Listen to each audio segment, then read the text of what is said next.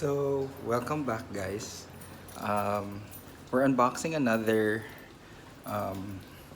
food item right now. I just took it from the fridge kasi baka matunaw siya.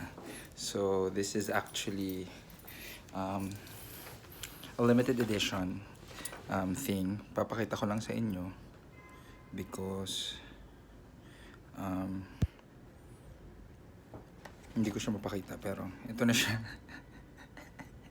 Nilagyan ko ng pangalan ko, do not touch. Kasi madaming, alam nyo na, manlilin lang. So it's actually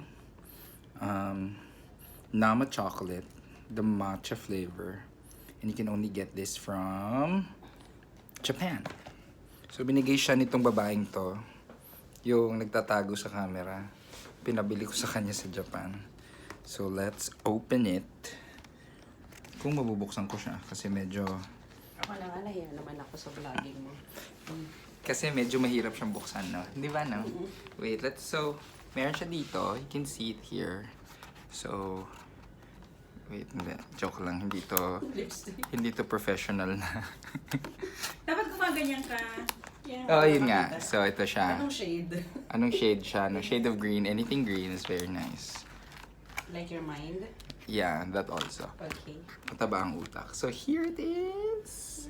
Meron siyang maliit na stick there. So, for those people who are inosente, ignorante, you have something like that. So, it's actually, there's actually like parang container there that holds all the matcha. So, we'll open it. So, let's pretend na mayaman tayo, no? Nakakain na tayo ng mga ganitong bagay sa buhay. So, Nakakalawang-lawang na sa buhay. oo, nakaka-LL na tayo sa buhay. So, there's actually this. And then this. Wait, ganun mo siya, no? Para mag-focus siya.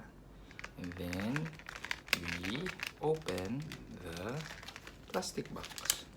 Kung mabuksan natin siya, kung ayun na siya. Oh, so, nakat na siya kasi mamahalin siya. Amin mo kung patent. Bango! So, susubukan na natin siyang kainin. So, you just have to cut it like this. Ayan, matigas. At least hindi siya Galing siya sa ref. Galing siya sa ref. So, you can actually put one.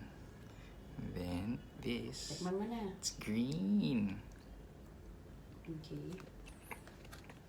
Sarap! So, that's my unboxing of my Nama Chocolate. Bye-bye. ROYCE. From ROYCE in Japan. There's red also at the back.